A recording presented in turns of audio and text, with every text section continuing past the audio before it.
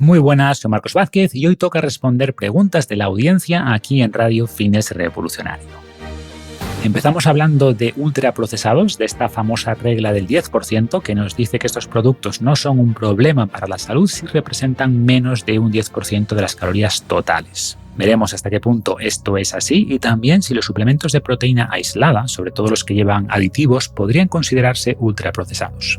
La siguiente pregunta viene a raíz del polémico programa de The Biggest Loser, que fue muy popular hace unos años y ahora hay un documental en Netflix. Participaban personas con obesidad y a través de enfoques muy agresivos de dieta y ejercicio perdían mucho peso y varios estudios han evaluado qué pasó con esas personas varios años después, cuánto peso recuperaron, los factores clave en los que recuperaron menos peso y también hablamos del cerebro obeso, de si aunque una persona con obesidad pierda mucho peso, sigue teniendo una mala relación con la comida. A continuación nos consultan sobre las diferencias entre la sauna tradicional y la sauna infrarroja y cuál es la más recomendable. Aprovecho aquí para recordar la promoción de la sauna doble de Recovital con precio especial de lanzamiento por 1.899 €, envío incluido hasta el 15 de septiembre. Se entregan por tandas, se ha vendido ya toda la tanda inicial y se empiezan a enviar entre el 10 y el 15 de septiembre y las que se compren a partir de ahora se enviarán a mediados de octubre, ¿vale? Pero el precio de lanzamiento solo se mantiene hasta el 15 de septiembre. Y continúo porque hay dos preguntas más, una sobre si se puede cocinar con creatina o echar creatina al café, si se degrada con el calor, y la última es sobre los datos de salud relevantes que podemos extraer de los relojes inteligentes. Antes de pasar a las preguntas, os recuerdo que tenemos dos webinars agendados el 17 y el 18 de septiembre, ambos a las 7 de la tarde, hora española. Son temáticas muy distintas. El 17 es para las personas interesadas en el llamado entrenamiento híbrido o cómo mejorar la fuerza y la resistencia a la vez. Profundizaremos en este concepto, hablaremos de las interferencias, de cómo evitarlas y mucho más. Y el 18 estaré con los chicos de la Academia de Superávit explicando cómo funcionan las pruebas libres para sacarse el título oficial de técnico superior en dietética a distancia, sin ir a clase y en menos de 2 años. Podéis apuntaros gratis al webinar que más os interese, al de entrenamiento híbrido en fitnessrevolucionario.com/híbrido y al de Superávit en fitnessrevolucionario.com/TSD. Y ahora sí, pasamos a vuestras preguntas. Hola Marcos, ¿qué tal? Mi pregunta es la siguiente.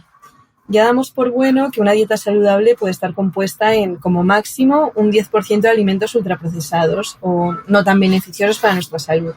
Y que, aunque lo aconsejable sea limitarlos al máximo, que es posible incluir ese 10% ultraprocesados como máximo en una dieta saludable. Entonces, partiendo de esa base, me surge la duda de si el 10% incluye solo los alimentos que tradicionalmente conocemos como nocivos para la salud, es decir, los que te puedes encontrar en un McDonald's, las galletas que solo llevan azúcar, aceite de palma y chocolate con mucha grasa saturada, o si ese 10% también incluye otros alimentos que, sin saber mucho del tema, también son ultraprocesados, pero que en cuanto a información nutricional tienen una buena composición. Y en este grupo estarían polvos de proteína que cada vez están más de moda, ¿no? Con sabor a galletas con chocolate, crema de cacao o lo que sea. Y me surge la duda porque estos alimentos también suelen llevar aditivos artificiales y perjudiciales para nuestra salud, como edulcorantes en exceso, pero si ves la información nutricional suelen ser ricos en proteínas, bajos en grasas y tampoco llevan muchos hidratos. Si me puedes decir tu visión, lo agradecería muchísimo. Gracias por la pregunta. Y es verdad que se habla mucho de ese 10% de ultraprocesados y me parece un umbral razonable, pero entendiendo que es arbitrario, o sea, que al final es un tema más de grados que algo binario. O sea, no hay que pensar si estoy en un 9% no hay problema, puedo seguir así siempre y el 11% pues cuidado porque ya mi salud va a sufrir, no es tan blanco y negro. Como regla general, pues cuantos más ultraprocesados peor, pero entendiendo también los matices y el contexto.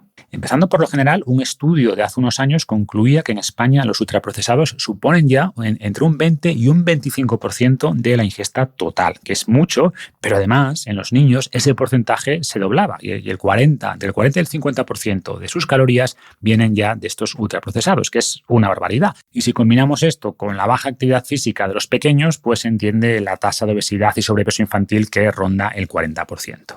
Después, cuando hablamos de los ultraprocesados, la gente suele ver el riesgo en los ingredientes, ¿no? Que si lleva mucho azúcar o grasas refinadas, aditivos, colorantes, y esto es un problema, por supuesto que lo es, pero su principal riesgo no va por ahí. Su principal riesgo es la hiperpalatabilidad, es decir, que nos hacen comer de más. En varios estudios, por ejemplo uno de Kevin Hall, pues se comparaban a dos grupos de personas, uno llevando una dieta alta en ultraprocesados, el otro grupo una dieta muy baja en ultraprocesados, y los del grupo con muchos ultraprocesados terminaron comiendo de media 500 calorías más al día. En algunos sujetos hasta 1000 calorías extra al día, y obviamente ganaron mucho más peso.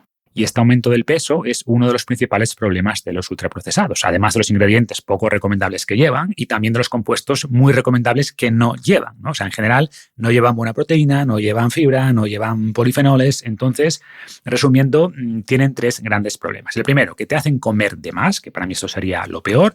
Segundo, que incluyen ingredientes poco recomendables. Y tercero, que desplazan compuestos beneficiosos para la salud. Y si tu dieta es un 30% a base de ultraprocesados, pues tienes poco espacio para los alimentos realmente saludables. Entonces, ¿cuál sería la propuesta? Pues primero, que asegures que tu dieta es rica en los alimentos que dan a tu cuerpo lo que necesita, ¿no? Verdura, fruta, proteínas de calidad, tubérculos, legumbres, etcétera, en las cantidades que necesitas para mantener un buen ratio músculo-grasa. Y si eso lo tienes bien ajustado, entonces es verdad que tampoco pasa nada por ese 10% de ultraprocesados o alimentos menos recomendables. Y en una dieta estándar de 1500, 2000 calorías, pues eso representa 150, 200 calorías, que son 40-50 gramos de galletas María al día, un Kit Kat, un croissant pequeño. Y si llevamos una buena dieta y esto es lo único ultraprocesado que comemos al día, pues es verdad que el impacto en la salud no va a ser relevante. Evidentemente sería mejor no comer esto, ¿vale? Sobre todo si estamos intentando perder grasa y por tanto estamos recortando calorías, nuestro presupuesto calórico es menor, pero aquí jugamos siempre con esa variable tan importante, la más importante de hecho, que es la adherencia, ¿no? Y si gracias a ese 10% de ultraprocesados tu dieta es más llevadera para ti y la mantienes, pues sería un mal menor.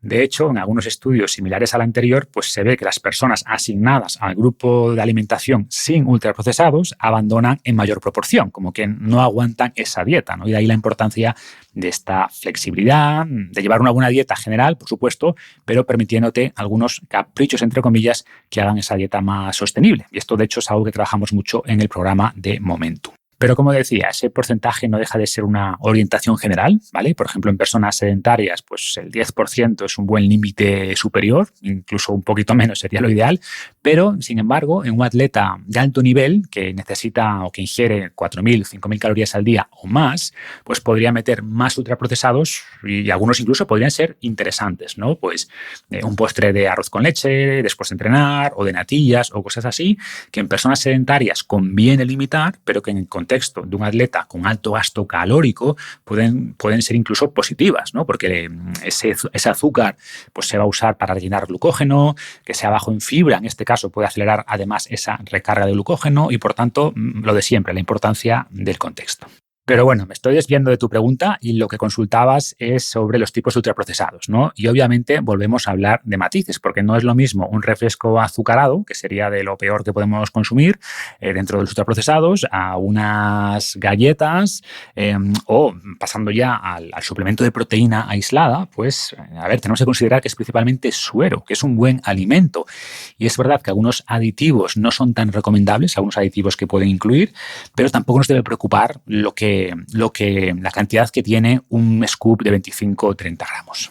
Si usamos una proteína sin sabor, pues mejor, o la panacea de Palo Bull, que solo lleva un poco de stevia, que es un endulzante natural, que de hecho ha demostrado algunos beneficios para la salud, o la panacea de chocolate de Palo Bull lleva cacao en polvo en vez de saborizante de cacao, ¿vale? Incluye un poquito de aroma, pero es realmente insignificante y tenemos muchos estudios sobre los beneficios de los suplementos de suero y no ya solo en ganancia muscular, sino también en salud. Por ejemplo, se acaba de publicar un metaanálisis sobre la suplementación con proteína de leche y se observaron mejoras en distintos parámetros metabólicos como triglicéridos o presión arterial sistólica. Y otra diferencia fundamental es que mientras que los ultraprocesados tienden a minimizar la saciedad, o sea, hacernos comer de más, como decía antes, se ha visto que el suplemento de proteína de suero genera el efecto opuesto, aumenta la saciedad y este es un beneficio adicional que ayuda a controlar la ingesta calórica. Entonces, no queremos, por supuesto, reemplazar la proteína del pescado o las legumbres o la carne por proteína aislada de suero, pero un scoop al día en el batido postentreno o con el yogur esos días que no llegas a tu ingesta recomendada, pues no solo no es equiparable a un ultraprocesado, sino que puede aportar varios beneficios adicionales. Hola Marcos, somos Ana y Alejandro, una pareja desde Madrid. Y queríamos saber tu opinión respecto a un programa sobre el cual Netflix ha hecho un documental hace poco. Se llama The Biggest Loser, que supuestamente ya lleva muchas temporadas emitiéndose en América. Tenemos varias preguntas relacionadas con la obesidad y a ver si puedes hacer alguna reflexión sobre los actos que se cometían en este programa. Nuestras preguntas son sobre el impacto psicológico que puede tener un cambio de peso tan radical en la relación con la comida y cuán importante es el efecto rebote en estos casos. Y otra pregunta, ¿un obeso que ya ha realizado su cambio físico va a seguir siendo un obeso mentalmente o es algo que se puede revertir con los nuevos hábitos adquiridos? Gracias por ser tan máquina y un saludo. Gracias por la pregunta, pareja. No he visto la serie de Netflix, de hecho no sabía que existía, pero vi el programa bastantes veces, he hablado a una charla sobre los estudios que se han hecho en los participantes y que voy a resumir ahora. Por si alguien no sabe de qué va el programa, The Biggest Loser era un reality show de Estados Unidos donde personas con obesidad competían para ver quién perdía más peso en unas semanas, ¿no? Vivían juntos en un centro, aislados de su entorno y seguían un régimen casi militar. Tenían dietas muy restrictivas, rutinas de ejercicio extremas bajo la supervisión y los gritos de entrenadores, pruebas físicas de todo tipo, etcétera. Y después, cada semana, se pesaban en público y quien menos peso perdía era eliminado y el ganador era el que adelgazaba más al final de la temporada. En resumen, un concurso televisivo que convertía la pérdida de peso en un espectáculo usando presión, competencia y dramatización para lograr cambios rápidos. Y de entrada ya podemos ver muchos problemas aquí. Primero, que el enfoque era de castigo y de humillación pública, ¿no? Y esto podría, al menos a algunas personas, aumentar la ansiedad y la relación disfuncional con el ejercicio y con la comida. Segundo, refuerza la idea de que el éxito se mide únicamente en kilos perdidos y no en mejoras de salud. No tiene en cuenta, además, el tipo de peso que se pierde. Y sabemos que las dietas muy extremas pues, tienden a producir más pérdida de músculo que dietas más moderadas, y después hablaré de esto. Y tercero, muy importante, es que no ayuda en nada a adquirir nuevos hábitos. O sea, los participantes no aprendían a estructurar una dieta, a hacer la compra, no aprendían a hacer sesiones de ejercicio graduales en el tiempo, no aprendían estrategias para lidiar mejor con los antojos, con el hambre emocional. En definitiva, pierden mucho peso a la fuerza, ¿no?, entre comillas, delante de las cámaras, con gritos, con presión, pero cuando salen de ese entorno mediático y controlado y vuelven a sus vidas reales, pues lo hacen sin nuevas herramientas mentales, sin nuevo conocimiento, sin haber cambiado realmente los hábitos, y en la mayoría de los casos eso hizo que recuperasen gran parte del peso perdido. Tenemos, de hecho, un estudio que siguió a 16 participantes que perdieron de media 58 kilos durante el programa, con una caída del metabolismo de 600 calorías al día. He hablado muchas veces del problema de la llamada adaptación metabólica, esa ralentización metabólica que se produce al perder peso, y es uno de los causantes de que sea difícil mantener la pérdida de peso a largo plazo, ¿no? Y 6 años después, esos participantes habían recuperado de media 41 kilos, es decir, seguían pesando menos que al principio de todo, eso está bien, pero recuperaron 2/3 del peso perdido. Y además, lo peor es que el metabolismo seguía estando bastante por debajo de lo que sería explicable por su nuevo peso. Es decir, si perdemos 20 kilos de peso, es normal que el gasto calórico total del cuerpo sea menor porque pesamos menos, pero la reducción del metabolismo era mayor que la que podríamos explicar únicamente por esa pérdida de peso. ¿Y por qué ocurre esto? Pues por muchos motivos. Uno importante es que perdemos masa muscular si no entrenamos fuerza bien. A veces también se puede reducir o impactar la función tiroidea, sobre todo si se pierde peso muy rápido. Los niveles de leptina no se recuperan del todo. En cualquier caso, hay que entender que esos números son la media. Unos recuperaron mucho más y otros mucho menos. Y un estudio posterior concluyó que la variable que mejor explicaba las diferencias era el aumento de la actividad física. Es decir, los que habían elevado la actividad física tiempo después de terminar el programa o siguieron con un nivel de actividad física alto fueron los que menos peso recuperaron. Y también hay otro estudio en participantes del programa, este es de Kevin Hall, el mismo de los ultraprocesados, que es un investigador muy reconocido, y este estudio simulaba el impacto de la dieta y el ejercicio en los participantes. Los estuvo estudiando durante una temporada, durante varios meses dentro de esa temporada, y respalda lo que digo siempre, ¿no?, lo que explicamos en el programa Momentum, y es que la pérdida de peso generada a través de solo dieta, y además dieta muy extrema, consumían de media 1.300 calorías, que en personas con obesidad es muy poquito, y esto hacía que solo el 65% de la pérdida viniera de la grasa, y por tanto un 35%, más de un tercio, venía del músculo, mientras que con el entrenamiento adecuado casi todo el peso perdido venía de la grasa y el impacto que esto tiene a largo plazo es enorme. Por último, otro estudio comprobaba que la pérdida de masa muscular se asociaba con más efecto rebote posterior, que es el concepto de proteinostato, que también explico en Momentum. Entonces, de nuevo, hay parte de las adaptaciones metabólicas que son inevitables, por muy bien que se hagan las cosas, pero la mayor parte sí son evitables si se hacen las cosas bien y sobre todo si se trabaja en cambiar hábitos.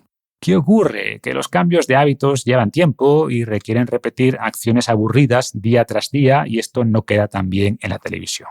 Y preguntabas después por la parte psicológica, que obviamente es más difícil de medir en los estudios que el gasto metabólico, que la pérdida de peso, pero sí hay cierta evidencia sobre lo que ocurre aquí.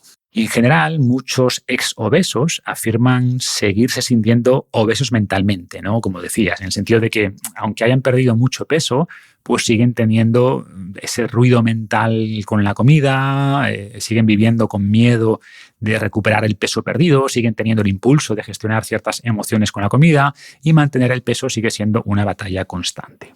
Pero no en todos los casos. Hay personas que sí que pueden con el tiempo pues reeducar, entre comillas, a su cerebro y mejorar esa relación con la comida y con el peso. O al final hay que entender que es un tema de grados, ¿no? Quizás algo siempre queda, pero con herramientas cognitivas y estrategias mentales pues se puede regular. Y digo que es posible que algo siempre quede porque al final sabemos que hay mecanismos profundamente biológicos detrás de esto, ¿no? Y el mejor ejemplo lo tenemos con los nuevos fármacos de pérdida de peso, estos agonistas del GLP-1, que funcionan principalmente reduciendo ese ruido mental, ¿no? Esos pensamientos constantes por la comida, y es un tema que comentamos con la doctora Laura Bartolomé en un podcast reciente. Y, por ejemplo, en estudios con personas que dejan de tomar estos fármacos después de 1 o 2 años, se ve algo muy similar a los participantes de The Biggest Loser, que recuperan de media 2/3 del peso perdido y que vuelve parte de ese ruido mental, pero a veces vuelve atenuado. Es decir, que sí hay un beneficio en algunos casos, pero esa obesidad mental parece que no se elimina completamente, al menos no en unos pocos años. Buenas, Marcos. A ver, mi duda es sobre la sauna. Estoy planteándome comprar una sauna y dudo entre la sauna tradicional o la sauna de infrarrojos. Sé que la tradicional es, hay mucha evidencia con respecto a la longevidad y al tema cardiovascular, pero creo que para el rendimiento deportivo no es lo mejor. De hecho, creo que hay un estudio en atletas que se vio que empeoraban sus marcas después de utilizar la sauna. Y con respecto a la de infrarrojos, creo que hay menos estudios, pero creo que esta en concreto es mejor si lo que quieres es optimizar tu rendimiento deportivo. Bueno, quería saber tu opinión. Muchas gracias y un saludo. Gracias por tu pregunta y efectivamente la sauna tiene mucha evidencia sobre su beneficio en la salud, sobre todo en mejorar la salud cardiovascular por múltiples vías, pero también mejora el estado de ánimo, se asocia con menos enfermedad neurodegenerativa, ejerce efecto antiinflamatorio.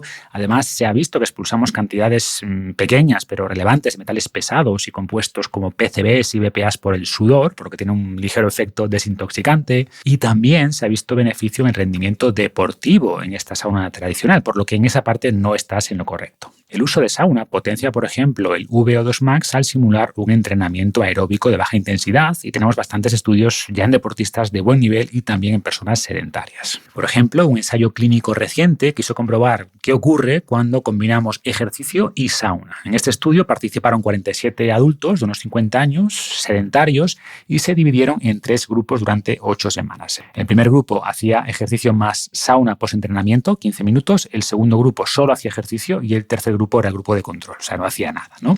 Y el grupo que hizo solo ejercicio mejoró la capacidad cardiorrespiratoria, mejoró 6,2 mililitros por kilo por minuto de V2 max y redujo más la grasa corporal que el grupo de control, pero sin cambios en la presión arterial. Pero el grupo que hizo ejercicio más sauna después, primero mejoró más la forma física, o sea, elevó más el V2 max, pero redujo además la presión arterial sistólica y perdió un poco más de grasa que el grupo que solo hizo ejercicio. Y no es un estudio aislado, hay muchos similares, pongo este porque es bastante reciente, ¿no? Y estos estudios pues, nos dicen que en general el ejercicio, sin duda, es la base para mejorar la salud y el rendimiento. El ejercicio es lo más importante, sin duda, de lejos, pero añadir sesiones de sauna después del entrenamiento potencia esos beneficios. O a ver, este estudio metía la sauna justo después, pero otros estudios lo hacen en otros momentos, ¿no? Y también se ve beneficio. Entonces el momento no parece tan relevante. Y repito, hablamos de sauna clásica que calienta el aire y normalmente a temperaturas de entre 70 y 90 grados. En los últimos años se han popularizado las saunas infrarrojas que emiten radiación térmica que calienta el cuerpo directamente y por tanto el ambiente se mantiene a temperaturas más bajas, ¿no? De entre 45 y 60 grados y suele ser más cómoda. Esta radiación penetra en el cuerpo y podría tener algunos beneficios adicionales en términos de reducir la inflamación, de potenciar la actividad mitocondrial.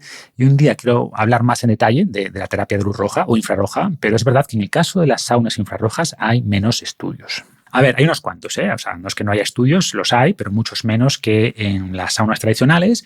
Y también se ven, en general, efectos positivos con las saunas infrarrojas, pero solo conozco uno que se publicó hace unos meses, de hecho, que comparaba directamente sauna normal con sauna infrarroja. Bueno, de hecho, comparaba tres cosas. Inmersión en agua caliente a 40 grados, sauna normal a 80 grados con 15-20% de humedad y sauna infrarroja a 50 grados. Y de los parámetros que analizaron, que era respuesta cardiovascular y respuesta inmune, la que funcionó mejor fue la inmersión en agua, curiosamente, después la sauna normal y, por último, la infrarroja. ¿Y cómo explican los investigadores estos resultados o que la inmersión en agua fuera lo más efectivo? Pues porque el agua conduce el calor mucho mejor que el aire y al estar sumergidos no evaporamos tan bien el calor porque no sudamos y por tanto fue la estrategia que más elevó la temperatura corporal. Y gran parte de los beneficios de la sauna vienen por esto, porque activan proteínas de choque térmico y otros factores horméticos que explico en mi libro Vive Más y en general a más aumento de la temperatura central sin pasarnos obviamente pues más beneficio.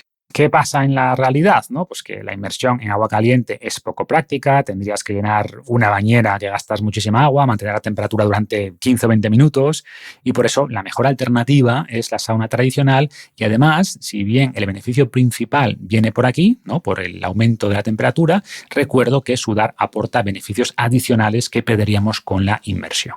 Entonces, podríamos decir que todas las estrategias comparten mecanismos similares. Al final, la base de todo es elevar la temperatura corporal y después cada una de ellas tiene beneficios más particulares. Quizá lo mejor sería una sauna híbrida, por ejemplo, Recovital tiene varios modelos, pero es más cara, ¿no? Entonces, entre una y otra, o sea, entre solo tradicional o solo infrarroja, yo optaría por la tradicional, que es la que yo tengo, y adicionalmente tengo un panel de luz infrarroja para aprovechar sus beneficios, pero como decía, de eso hablaremos otro día. Hola, buenas Marcos. En primer lugar, agradecerte tu trabajo. Sin duda tienes el trabajo más bonito del mundo, que es el de cambiar vidas. Y a mí me la cambiaste radicalmente, igual que a otras tantas personas. Tengo dos preguntas. Por un lado, me gustaría saber si la creatina se degrada cuando se consume en calor. Es decir, cuando se toma, por ejemplo, en un café o se toma incluso comiéndolo en un porridge caliente. Y también me gustaría saber el sentido y el potencial que se le puede sacar a un reloj inteligente si no se tiene ningún problema específico de salud y si lo único que se quiere conseguir es un estado de forma lo más óptimo posible. Muchas gracias por seleccionar mi pregunta y un abrazo. Muchas gracias por tu pregunta y por tus palabras y sin duda estoy muy contento con mi trabajo. De hecho, me cuesta llamarlo trabajo porque no lo veo así, pero bueno, más allá de la definición, no puedo quejarme en absoluto. Sobre tus preguntas, empezando por cocinar con creatina o añadirla al café. A ver, el monohidrato de creatina, que es la forma más común, más típica de creatina, es bastante estable al calor, pero con cocciones prolongadas y temperaturas altas sí se degrada parcialmente a creatinina, que nos sirve después para rellenar las reservas de fosfocreatina, que es el objetivo principal de este suplemento. Y por eso la carne, que es una fuente importante de creatina, cuando se cocina, pues tiene algo menos de creatina que la carne cruda, ¿vale? Pero la pérdida tampoco es tan grande, hablamos del 10-20%, un poco más en cocciones largas, entonces hay degradación, pero no es muy preocupante. Entonces, si la usas en el porridge o la añades al café, pues es posible que pierdas un poco de efecto, por lo que no es lo ideal, pero hablamos de una degradación baja y por tanto igualmente te va a funcionar. Y sobre el café, en un vídeo de YouTube reciente hablé también de la combinación de cafeína y creatina, porque algún estudio apuntaba a que podía haber interferencias y aunque no está claro todavía, yo por si acaso recomiendo separar las ingestas. Y pasando a tu segunda pregunta sobre la información que podemos obtener de los relojes inteligentes o los smartwatches, pues hay bastante. O sea, hay muchos datos con evidencia científica de respaldo, ¿no? Tengo de hecho un vídeo en YouTube donde hablo de 3 métricas que son buenos indicadores de salud cardiovascular, que son la frecuencia cardíaca en reposo, la variabilidad de la frecuencia cardíaca y la recuperación de la frecuencia cardíaca. Los 2 primeros te los da directamente el reloj y la tercera variable se puede calcular fácilmente. Los relojes también te dicen cuántos pasos has caminado, algunos estiman el VO2 max, la saturación de oxígeno, las respiraciones por minuto, la calidad del sueño y además a partir de todos estos datos individuales y de otros muchos que no he mencionado, pues se pueden obtener datos más agregados con distintos algoritmos, ¿no? Por ejemplo, os he hablado varias veces de la aplicación de Eterna que integra en un mismo sitio información de analíticas de sangre, información de proteómica y también de biométrica a través del reloj y calcula, por ejemplo, una edad biológica estimada a partir de varios de los datos anteriores, ¿no? O, por ejemplo, estima el jet lag social y también otros indicadores basados en estudios que nos dan información de nuestro estado de salud y sobre todo de cómo evolucionan estos parámetros. Como siempre, ningún parámetro ni ningún indicador de salud de manera aislada es muy relevante. Hay que analizarlo siempre en conjunto y en tu contexto, pero sin duda toda esta información contribuye a un mejor entendimiento de nuestro estado de salud, nos da ideas de cómo mejorarlo y es algo que yo monitorizo. Y lo vamos a dejar aquí. Tenía una pregunta adicional, pero la dejo para el próximo podcast porque me tengo que ir. Voy un poco tarde, voy a hacer varias etapas del Camino de Santiago estos próximos días y tengo que salir ya, pero sí me da tiempo a leer la última reflexión de la newsletter a la que os podéis apuntar gratis en fitnessrevolucionario.com/lista. En este caso hablaba sobre posibles causas del sentimiento de soledad y desconexión que muchos sienten en la sociedad moderna y empezaba con esta cita. La soledad no es falta de compañía, es falta de conexión. Johann Hari. Para la mayoría de personas en el mundo desarrollado, las necesidades básicas están cubiertas. Comida, agua, refugio, seguridad. Vivimos más tiempo con menos dolor y más opciones que nunca en la historia de la humanidad. Tras un primer vistazo al mundo moderno, nuestros ancestros pensarían que hemos construido un paraíso y, sin embargo, no somos felices. Muchos sienten una especie de vacío que no se llena con nada, pero no es un fallo individual, sino una consecuencia de la nueva vida colectiva. Somos cazadores-recolectores atrapados en un entorno extraño. Nuestros ancestros pasaron cientos de miles de años en pequeños grupos con jerarquías simples y relaciones cercanas.